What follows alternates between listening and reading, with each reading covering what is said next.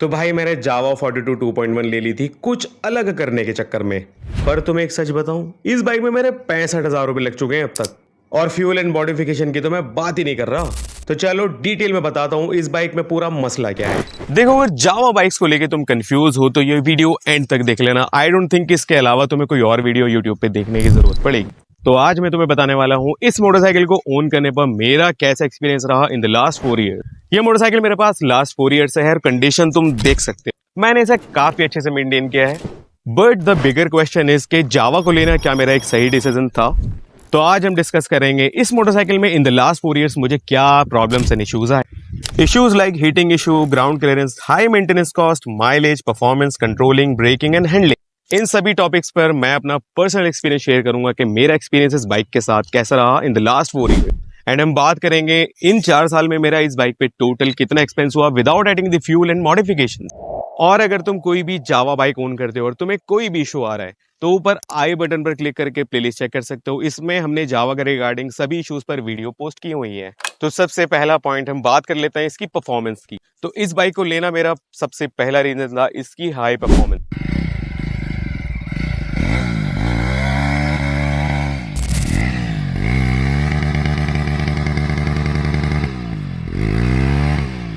To 2021 में जब मैं एक बाइक लेने का प्लान कर रहा था तो उस टाइम रॉयल एनफील्ड की एक बाइक आती थी जिसका नाम था थंडरबर्ड 350।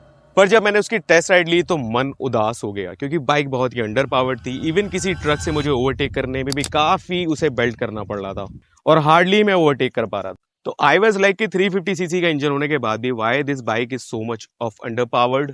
और उस बाइक में इतनी वाइब्रेशन थी कि थोड़ी देर ही राइड करने के बाद हाथ ऐसे हो जाते थे एकदम नम। फिर मैंने जावा की टेस्ट राइड ली तो आई वाज लाइक कि दोनों ही बाइक्स को एक दूसरे से कंपेयर करना ठीक नहीं होगा क्योंकि both bike have different nature of engine. Specially royal Enfield classic segment में लॉन्ग स्ट्रोक इंजन आता है एज वेल एज जावा की बाइक्स में शॉर्ट स्ट्रोक इंजन आता है। Basically royal Enfield bikes low and torque base performance देती हैं। I mean आराम से चलना, लॉन्ग ट्रिप्स करना, कंफर्टेबल राइड, कोई ज्यादा स्पीडिंग आपको करनी नहीं है। तो उसके लिए रॉयल एनफील्ड बाइक्स ओके रहती हैं। बट मुझे पर्सनली जावा बाइक्स इसलिए पसंद आती हैं क्योंकि 300 सीसी के सेगमेंट में ये इंजन सबसे पावरफुल परफॉर्मेंस देता है। Short stroke and high compression engine होने की वजह से इसका थ्रॉटल रिस्पांस काफी हाई रहता है। इसकी राइड क्वालिटी काफी क्विक, शिफ्ट एंड एनर्जेटिक रहती है। अगर आपको किसी कार या बस से ओवरटेक करना हो तो पता ही नहीं चलता कब ओवरटेक हो जाती है। ना ही तो ये बाइक अंडर पावर फील होती है कभी, और 100 किलोमीटर पर आवर की स्पीड कब अचीव कर लेती है पता नहीं चलता। अगर आप 120 के अबव जाओगे तब आपको लगेगा कि हाँ बाइक थोड़ी सी अब फास्ट चल रही है। और इस स्पीड पर भी ना ही तो इंजन वाइब्रेशन फील्स होती हैं ना ही हैंडल वॉबल इश्यूज। तो आई मीन मतलब कंप्लीट पैकेज है ये इस सेगमेंट में सबसे बेस्ट मुझे जो लगता है। टॉप स्पीड की बात करूं तो 150 किलोमीटर पर आवर की स्पीड मैंने इससे अचीव की है। मोस्टली लोगों की जावा 42 150 की स्पीड नहीं अचीव करती है। हमने इसमें कुछ परफॉर्मेंस से रिलेटेड ऑप्टिमाइजेशन किए हैं। ऊपर आई बटन पर क्लिक करके आप ये वाली वीडियो स्पीड से रिलेटेड देख सकते हो। इवन रिसेंटली हमने जावा 42 वर्सेस हंटर की ड्रैग रेस भी की थी, वो वीडियो भी प्लेलिस्ट में है, जाके चेक कर सकते हो। तो बहुत ही ज्यादा डिफरेंस था दोनों ही बाइक की परफॉर्मेंस में। इवन मैंने हंटर जब राइड की तो 120 की स्पीड पे हंटर ने जवाब दे दिया कि बस अब और नहीं।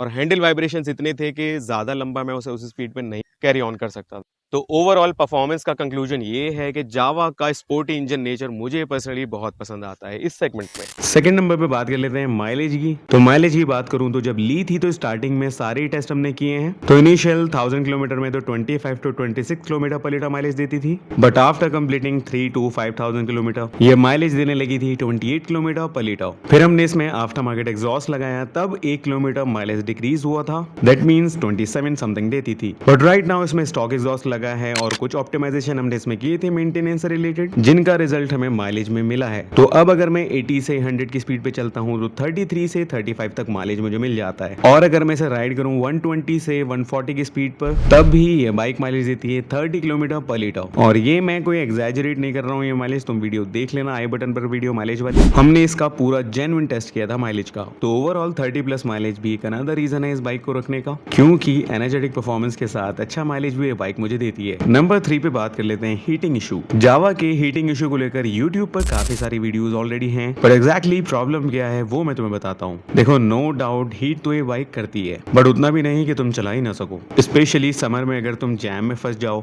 और शूज ना पहने हो तब तुम हीट जरूर फील करोगे, और अगर तुमने किसी भी तरह के शूज पहने हो तो हीट फील नहीं होगी जरा भी। मीनवाइल अगर समर में हाईवे पे स्लीपर पहन के चलोगे तब हीट बहुत फील होगी, क्योंकि इसका इंजन लिक्विड कूल्ड है और जब रेडिएटर ऑन होता है तो उसकी एयर पैरों पर आती है जो कि काफी गर्म लगती है, वो भी चप्पल या स्लीपर में, शूज में नहीं। वैसे ये इशू मुझे पर्सनली कभी इशू नहीं लगा, क्योंकि मैं जब भी चलाता हूँ शूज पहन के चलाता हूँ। इशू नंबर 4 है ground clearance. Ground clearance is 165 mm, जो कि काफी कम है। अब इस बाइक का लोअर ग्राउंड क्लियरेंस लगता तो अच्छा है देखने में, बट ये लो ग्राउंड क्लियरेंस कभी कभी काफी इशू कर देता है, स्पेशली जब आप 2 या 3 राइड कर रहे हो इस पे। सिंगल राइड करने पे तो कभी प्रॉब्लम नहीं आई मुझे इस पे, बट जब 3 बैठे हो और स्पीड ब्रेकर हो बड़े वाले और थोड़ी तेज आप उन पर से गुजरोगे तो जरूर लगती है नीचे। और लगने वाला पार्ट है इसका साइड स्टैंड का हिंज, और कुछ तो नहीं टच होता, लेकिन वो साइड स्टैंड वाला हिंज जरूर टच होता है, तो थोड़ा स्लोली क्रॉस करना पड़ता है। बट ये मॉडल डिसकंटिन्यू हो गया है, and now like Java 42 FJ में ग्राउंड क्लियरेंस मिलता है 178 mm, जिसमें इस बाइक जैसा कोई इशू नहीं आता है। इवन FJ में आपको स्लैंटेड एग्जॉस्ट मिलते हैं, बट 42 2.1 में स्ट्रेट एग्जॉस्ट आते थे, एंड सम टाइम ये एग्जॉस्ट नीचे टच हो जाते थे। इन अ सिचुएशन लाइक आप पेडेस्ट्रियन पे हो और पेडेस्ट्रियन रोड से ज्यादा थोड़ा सा गहरा है और आप रोड पे लेके जा रहे हो बाइक, तो इसके एग्जॉस्ट टच हो जाते थे। बट ये इन 4 साल में अगर मैं देखूं तो 2 या 3 बार ही हुए होंगे। उसके बाद में प्रिकॉशनसली चला और तुम देख सकते हो एग्जॉस्ट एकदम न्यू है, मिंट कंडीशन में। अब बात कर लेते हैं इसकी कंट्रोलिंग की। कंट्रोलिंग इस बाइक की बहुत जबरदस्त है। मैंने कई बार काफी हाई स्पीड पे इमरजेंसी ब्रेक अप्लाई किए हैं, तो without any problematic issue like handle vowel और स्किडिंग स्मूथली बाइक कंट्रोल हो जाती है। तो स्पीड एंड हाई परफॉर्मेंस के साथ कंट्रोलिंग भी जावा की बाइक्स की काफी तकड़ी होती है। अब बात कर लेते हैं ब्रेकिंग की। बाई ब्रेक की ब्रेकिंग इसमें मिलती है, जो कि ब्रेम्बो की ही सब ब्रांड है। इवन रॉयल एनफील्ड बाइक्स में भी जावा के बाद ही बाई ब्रेक की ब्रेकिंग मिलनी शुरू हुई है। करंटली अगर साइड बाय साइड में जावा एंड रॉयल एनफील्ड की ब्रेकिंग कंपेयर करूं तो नो डाउट जावा की ब्रेकिंग बेटर है। आई डोंट नो व्हाई, जबकि दोनों ही बाइक्स में सेम ब्रेकिंग सिस्टम मिलता है, बट मुझे पर्सनली जावा की ब्रेकिंग ज्यादा बेटर लगती है। अब बात कर लेते हैं हैंडलिंग की। हैंडलिंग की बात करूं तो वो चाहे सिटी राइड हो या फिर वो highway high speed ride, handle vibrations vowel issues कभी देखने को नहीं मिले। इवन हमने इसका 100 किलोमीटर की स्पीड पे हैंडल छोड़कर भी देखा है, लेकिन हैंडल 1 सेंटीमीटर भी शेक नहीं हुआ। अब सबसे इंपॉर्टेंट पॉइंट है मेंटेनेंस कॉस्ट। तो देखो, नो डाउट खर्चे तो हैं इसमें, तो चलो मैं तुम्हें इन 4 साल में मेरा टोटल एक्सपेंस इस बाइक पे कितना हुआ है वो मैं तुम्हें बताता हूँ। तो सबसे शुरू में इसका लैम्डा सेंसर खराब हुआ था, जो कि डला था RS 3500 का, और उसके खराब होने में सिर्फ मेरी गलती थी। बाइक का कोई इशू नहीं था, वो मेरी गलती से खराब हुआ था। क्या गलती मैंने की थी ये भी मैंने वीडियो आई बटन पर डाली हुई है, देख सकते हो क्या गलती तुम्हें नहीं करनी है अपनी जावा में। उसके बाद इसमें बड़ा खर्चा आया रियर टायर का। तो 17,000 किलोमीटर ये बाइक चली थी और इसका रियर टायर पूरी तरह से खत्म हो गया था। तो उस टाइम मैंने इसमें स्टॉक टायर जैसा ही MRF का टायर डलाया था, जो कि मुझे पड़ा था RS 3200 का। तो टायर का कंजम्पशन थोड़ा सा ज्यादा है, 17,000 पे ही टायर इसका पहला खत्म हो गया था। तीसरा बड़ा खर्चा इसका आया चेन सेट। तो चेन सेट इसका पूरा घिस चुका था एट 26,000 किलोमीटर, और वो नॉइजेस कर रहा था, तो इसलिए मुझे चेंज ही कराना पड़ा। चेन सेट का प्राइस था 5,500 के अराउंड। उसके बाद आया खर्चा इसके फ्रंट टायर का। तो फ्रंट टायर पे थोड़ा सा वेट कम रहता है, इसलिए वो ज्यादा चला। तो फ्रंट टायर हमने चेंज कराया था अराउंड 25,000 किलोमीटर के। जब व्हील खुला तो देखा बैरिंग की हालत भी खराब थी, तो मैंने उसके साथ ही साथ इसके दोनों ही टायर के बैरिंग चेंज कराए अलॉन्ग विद एक्सेल। तो एक्सेल एंड बैरिंग का मुझे उस टाइम खर्च आया था 1,500। उसके कुछ ही मंथ के बाद मैंने देखा कि रियर टायर दोबारा खत्म हो गया है। तो पहला टायर हमने डलाया था 17,000 पे, और दोबारा टायर का नंबर आ गया 27,000 किलोमीटर पे। तो सेकंड टायर तो सिर्फ 10,000 ही चला। आई थिंक MRF का सेकंड टायर जो था, इसके ऑथेंटिसिटी के ऊपर मुझे डाउट है। इतना कम चला कि मतलब स्पोर्ट्स बाइक का भी इससे ज्यादा चलता है। तो अब मैंने इसमें डलाया है सीएट का 150/60 ZR17। ये एक स्पोर्ट्स टायर है, जैसे कि एक ZR टायर है, और कंपनी के टायर के रिगार्डिंग कहना है कि ये अराउंड 1 लाख किलोमीटर के चलेगा। तो ये स्पोर्ट्स टायर का प्राइस एक नॉर्मल टायर से डबल पड़ा है मुझे, जो कि है 6,800, जबकि नॉर्मल अपोलो या सीएट का टायर मुझे 3,500 के अराउंड मिल ही रहा था। बट तुम्हारे लिए कुछ अलग भी तो करना था, तो इसलिए मैंने इस बार इसमें एक स्पोर्ट्स टायर डाला है। थर्ड टायर इसमें डल चुका है 27,000 किलोमीटर, और इसके बाद बाइक अभी 5,000 किलोमीटर चली है। है एंड टायर की कंडीशन भी ऐसे ही है जैसे कल ही चेंज हुआ हो। तो आई थिंक ये टायर सर्विस ज्यादा देने वाला है। 1 लाख किलोमीटर भी ना चले बट 50-60,000 किलोमीटर तो चलेगा, और अगर इतना चल गया तो पैसे वसूल है। ये टायर डलने पे बाइक की परफॉर्मेंस में कितना एनहेंसमेंट हुआ है इसकी एक सेपरेट वीडियो है, आई बटन पर क्लिक करके ये वीडियो भी देख सकते हो। उसके अलावा इसमें 3 TPI सेंसर डल चुके हैं। सबसे पहला TPI सेंसर खराब हो था एट अराउंड 10,000 किलोमीटर के, दूसरा आई थिंक 20 या 25,000 के अराउंड हुआ था एंड तीसरा भी रिसेंटली 30,000 किलोमीटर के अराउंड खराब हुआ है। इस एक सेंसर का प्राइस आई थिंक 500 के है, बट इसके खराब होने से बहुत इरिटेट होता हूँ मैं, क्योंकि ये ज्यादा महंगा तो नहीं है बट ये जब भी खराब होता है तो इसका यूज बेसिकली ये है कि RPM फ्लक्चुएट करने लगते हैं बाइक के। ये ऐसी प्रॉब्लम तो नहीं करता कि आप रास्ते में फंस जाओगे कहीं, बट ये जब भी खराब होता है तो बाइक इरिटेट करने लगती है। और 500 रुपए के सेंसर के लिए फिर शोरूम जाना पड़ता है 500 का ही तेल फूक के। तो आई थिंक इस चीज पे कंपनी को फोकस करना चाहिए कि क्यों इसका TPI सेंसर खराब होता रहता है। तो 4 साल में 3 डले हैं मेरे। फिर एक खर्च आया एयर फिल्टर का, वो चोक हो गया था।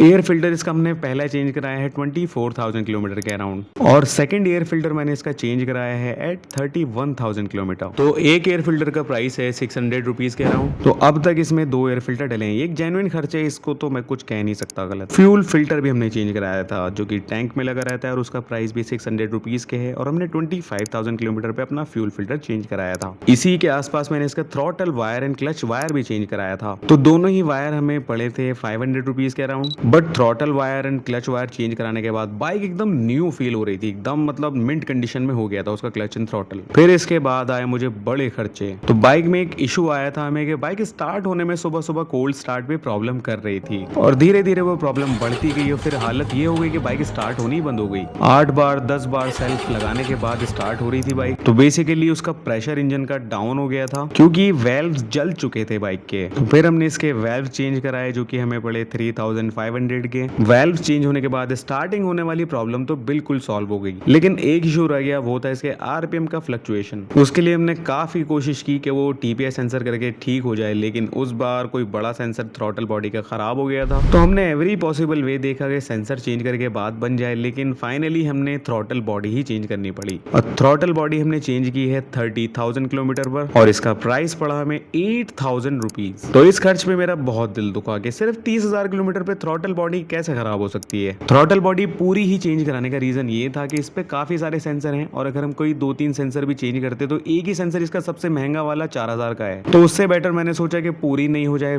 पता नहीं कुछ दिन बाद पता चला कि एक और सेंसर खराब हो गया, तो इसलिए हमने वो सेंसर चेंज ना करके पूरी ही थ्रॉटल बॉडी डाली है। नहीं, वियर एंड टियर वाला खर्चा एक और है जो कि है ब्रेक पैड। तो 4 पेयर ऑफ ब्रेक पैड इसमें डल चुके हैं इन 4 सालों में। तो 1 पेयर ऑफ ब्रेक पैड 1 साल चल गया है इसका। Front end rear brake pad combined price की बात करें तो अराउंड 600 रुपीज के दोनों ही पड़ते हैं। थ्रॉटल बॉडी के साथ ही इसमें हमने न्यू बैटरी डाली है। तो फर्स्ट वाली बैटरी जो थी वो 30,000 किलोमीटर चली है, तो 3.5 ईयर से ज्यादा चल गई है अगर हम ईयर में देखें तो। और इस बैटरी का प्राइस मुझे पड़ा है 2,500। एक इसका खर्चा आया था हमें रियर ब्रेक के मास्टर सिलेंडर का। तो रियर ब्रेक में इशू ये आ रहा था कि कभी तो वो इतना प्रेशर हाई हो जाता था कि डिस्क प्लेट गर्म हो जाती थी और धुआं निकलने लगता था, और कभी ऐसा सॉफ्ट हो जाता था रियर ब्रेक कि आप कितना ही ब्रेक लगाओ ब्रेक अप्लाई नहीं हो रहे थे, ऐसा लगता था ब्रेक फेल हो गए। वो अपनी मर्जी का मालिक हो रहा था, कभी टाइट हो जाता था कभी लूज हो जाता था। तो हमने पता किया तो पता चला कि इसका मास्टर सिलेंडर खराब हो गया है, चेंज होगा। तो ये भी 26 या 27,000 किलोमीटर के अराउंड में हमने चेंज कराया था, और इसका प्राइस भी हमें अराउंड 2500 के पड़ा था। अब बात आ जाती है रेगुलर सर्विस की। तो अभी तक मैंने इस बाइक की 12 सर्विसेज कराई हैं, एंड ऑन एन एवरेज एक सर्विस का मुझे खर्च पड़ता है 1700, जिसमें सिर्फ engine oil and service charge रहता है। ब्रेक पैड हर बार चेंज नहीं होते हैं, एंड ल्यूब्रिकेशन मैं उनसे कराता नहीं हूँ क्योंकि उनका ल्यूब्रिकेशन करना बहुत महंगा बैठता है। चेन ल्यूब्रिकेशन मैं अपने आप ही करता हूँ। मैंने मॉडल का C2 मंगाया हुआ है, और C1 की जगह मैं यूज करता हूँ पेट्रोल। लुब्रिकेशन का सबसे परफेक्ट मेथड कौन सा है ये भी वीडियो तुम आई बटन पर क्लिक करके देख सकते हो। और ब्रेक पैड का ये है कि जब मुझे लगता है पूरे खत्म हो रहे हैं मैं खुद ही चेंज कर लेता हूँ। कैसे इंस्टॉल करने हैं ब्रेक पैड ये वीडियो भी मैंने प्लेलिस्ट में डाली हुई है, देख लेना। तो इन टोटल इन सारे एक्सपेंसेस की मैं बात करूँ तो अभी तक 66,000 के अराउंड इस बाइक पे खर्च हो चुके हैं, without adding the fuel consumption as well as modification of any kind. सिर्फ मेंटेनेंस का खर्चा 66,000 रुपए इस बाइक पे हुआ है। अब मैं तुम्हें अपना फाइनल कंक्लूजन बताता हूँ कि इस बाइक को लेकर मेरा कैसा एक्सपीरियंस रहा। तो देखो 3.5 ईयर में 65,000 इसको मेंटेन करने में मेरे स्पेंड हुए हैं, जो कि अगर मैं इसकी परफॉर्मेंस से कंपेयर करूं मेरे अकॉर्डिंग जस्टिफाइड है, कुछ एक्सपेंसेस को छोड़कर। लाइक थ्रॉटल बॉडी वाला एक्सपेंस जबरदस्ती का है, वो खराब नहीं होना चाहिए था, कंपनी को भी उस पर ध्यान देना चाहिए। मास्टर सिलेंडर वाला भी बिना बात का एक्सपेंस है, इतनी हाई परफॉर्मेंस बाइक का मास्टर सिलेंडर इतनी जल्दी कैसे खराब हो सकता है। नेक्स्ट है TPI सेंसर साइलेंसर वो भी मतलब इतना बड़ा खर्चा तो नहीं है, लेकिन वो इरिटेट करता है जब भी खराब हो जाता है और आपको सर्विस स्टेशन जाना पड़ेगा या अपने पास एक्स्ट्रा लेके रखो। तो इसका ये भरोसा नहीं है कितना चलेगा, कभी भी खराब हो सकता है। तो देखो इनको छोड़कर बाकी सब तो कंजम्पशन वाले एक्सपेंसेस हैं। तो पॉइंट ये है कि 24 से 25,000 किलोमीटर चलने के बाद ये बाइक तुम्हें एक बड़ा खर्चा देने वाली है। तो ओवरऑल कहूँ तो ये एक्सपेंसेस करने के बाद भी मैं सेटिस्फाइड हूँ, क्योंकि सबसे पहले तो मुझे इसे राइड करने में बहुत ज्यादा मजा आता है। Energetic ride with good controlling and handling मजा आता है मतलब, और उसके साथ 30+ माइलेज भी मिल रहा है, तो मतलब मेरे हिसाब से तो बेटर है। अब इसमें कुछ एक्सपेंसेस मैंने बढ़ा चढ़ा के किए हैं, जैसे कि डबल प्राइस का टायर डलाया है, बिना बात के थ्रॉटल एंड क्लच वायर करा दिया था, वो भी अपने कंफर्ट के लिए। तो एक नॉर्मल राइडर शायद नहीं चेंज करेगा मुझे, लेकिन एकदम परफेक्ट बाइक चाहिए, तो इसलिए मैं टाइम से पहले ही चीजें इसमें चेंज करा देता हूँ। तो इसीलिए थोड़ा सा नंबर बड़ा भी हो गया, which is 66,000। May be expenses तुम्हें ज्यादा लगेंगे, बट जब इसे चलाओगे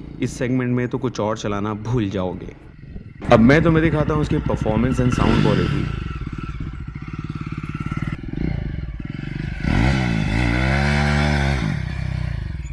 इसका क्विक शिफ्ट इंजन तुम देख सकते हो, जितना रेव करोगे उतना रिस्पांस दिखता है इंजन पर। टायर इसका सरफेस छोड़ देता है अगर आप ज्यादा हाईली रेव करोगे तो।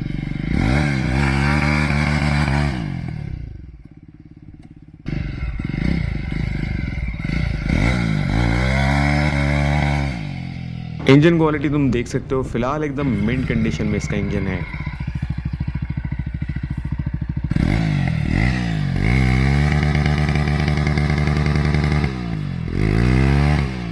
तो एक्सपेंसेस तो आए हैं, लेकिन बाइक अभी भी मुझे बिल्कुल न्यू फील हो रही है, और अगर ऐसे मेंटेन करोगे तो आई डोंट थिंक ये बाइक कभी ओल्ड होगी।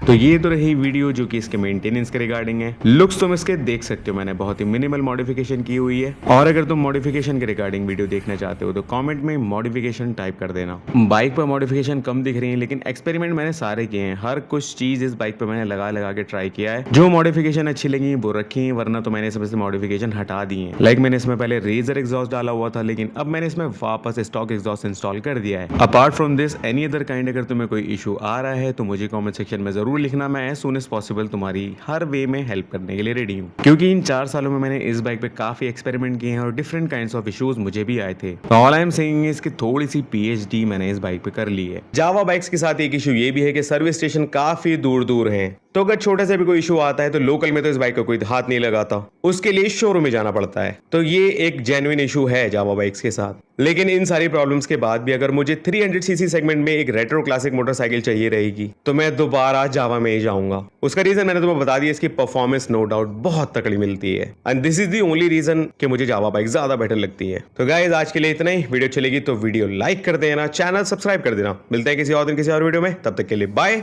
Take care, love you all.